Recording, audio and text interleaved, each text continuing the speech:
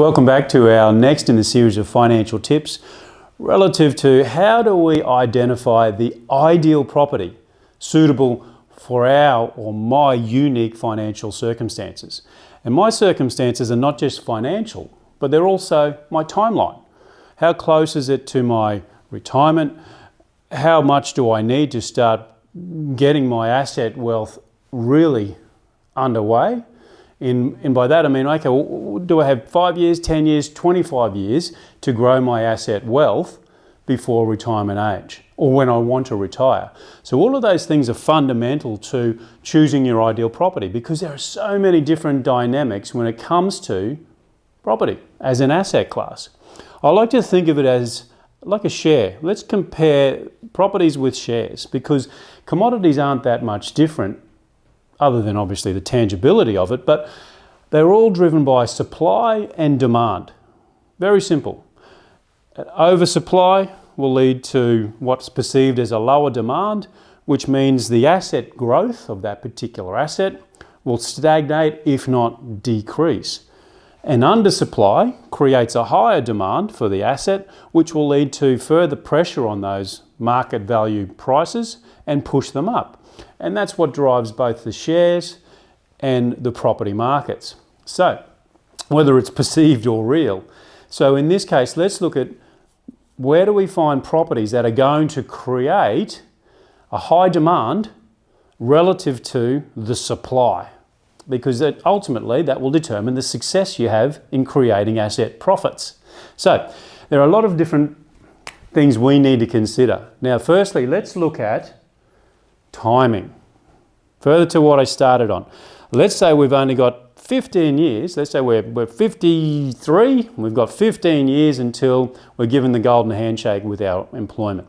Okay, if we've got a shortfall in our retirement debt of, let's say, $1 million, which is not uncommon, very common to be honest, if not more than $1 million, but let's say we've got 15 years.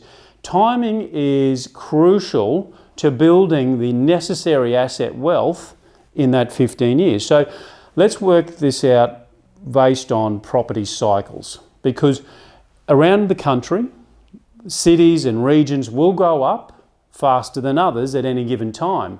At one point, one market or one region will be going up faster than another one. But how do we work out where that particular region is in their property cycle? Okay, well, it's based on a number of different things. Firstly, affordability, married to the economic diversity with a demographic match to the average income for long-term tenancy. Now let's say affordability first up.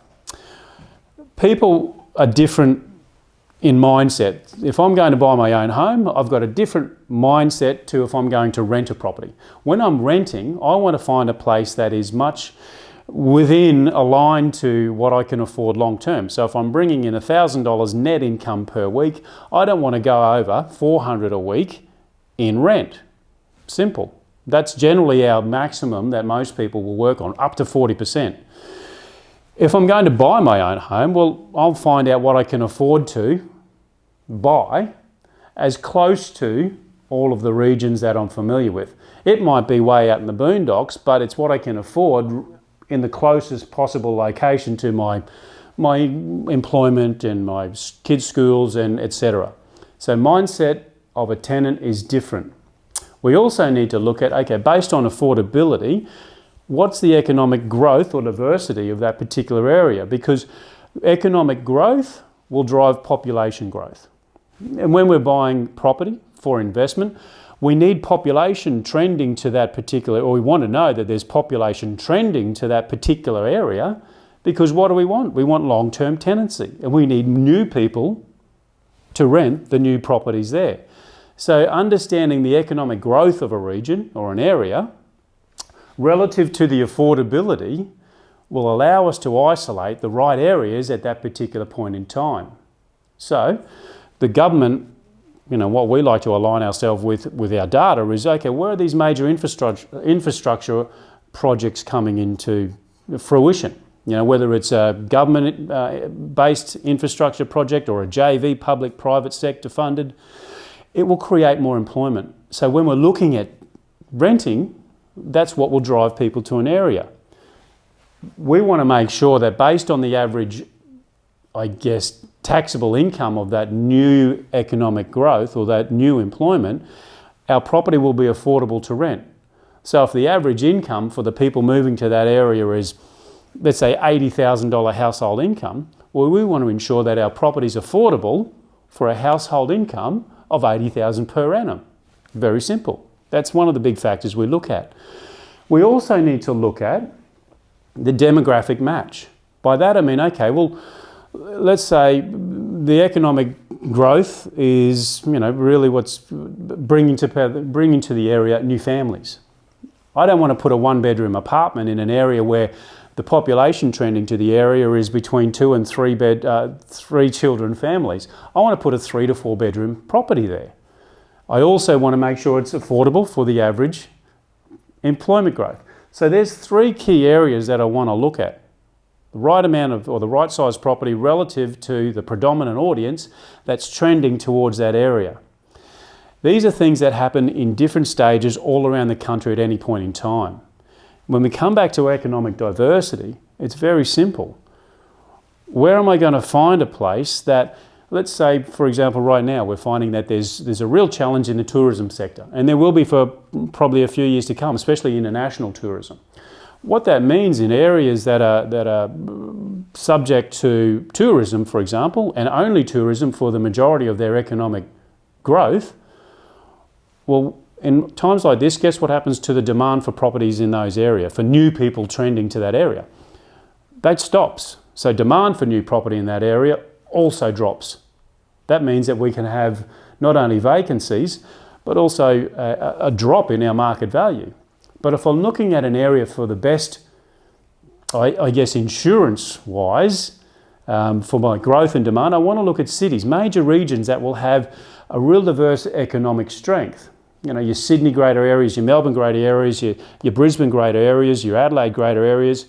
But when I look at other capital cities like your Hobarts or your Perth or your Darwin, they're affected by specific economic drivers. Resources, Perth and Northern Territory, as soon as the oil and iron ore and those resources fell through the floor 10 years ago, guess what happened to Perth and Northern Territory prices?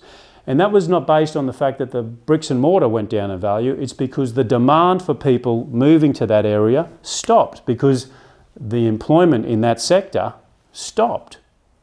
So these are reasons why we look at areas that have a real diversification of their economic strength and growth. Now next we want to look at, as I said, we go back to timing. If I've got 10 to 15 years before I need to, where I'm retiring and I need to have that asset wealth and that infinite income that's going to fund my retirement shortfall, well, I want to make sure that I can create at least 2 substantial, I guess, appreciative assets in that time. So I want to time it not in an area that's shown a peak in their prices. Let's use Sydney and Melbourne for an example. Over the last few years, they've gone to a peak in their pricing. Not in all sectors. Up in the 7 and 8 figure market, it's still booming because most people that are able to afford those properties, they're not really running on the same growth or economic patterns that most other people are. But what it means is the affordability based on the economic growth in those areas has plateaued because the cost of new property, building, buying, renting, has gone past the growth in economic or wages. So for the last 5 years, property prices have gone up 30 to 50% in those 2 cities, but wages, the average wage has done nothing. So we need to look at other areas that aren't at a peak because, look, they'll go back up again in growth. But when will that happen? Well, it might be 5, it might be within the next 5 to 10 years.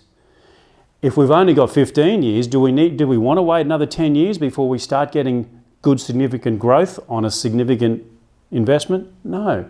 We want to look at those areas that have been showing really just plateau for the last 10 years because we know that based on what will be probably an integration of all of these particular fundamentals and dynamics will lead to growth in that area.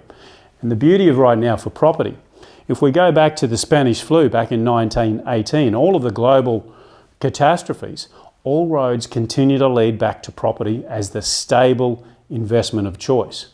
So there's some great opportunities right now in finding the ideal property, coupled with not only what will be a massive increase in demand because of a low risk opportunity or investment that's the property, tangible bricks and mortar, but also record low interest rates. So our timing, as far as opportunity, is sublime. But the key will be to make sure that our ideal property has economic diversity within that area, economic growth with new employment nodes, new infrastructure, also new schools, new major shopping centres tied in with that infrastructure, affordability based on what is the predominant average income and family size for that particular area. So look, the ideal property is not so much just going to your real estate agent and saying, hey, can you just find me something? The bank said I can borrow up to $500,000, find me something.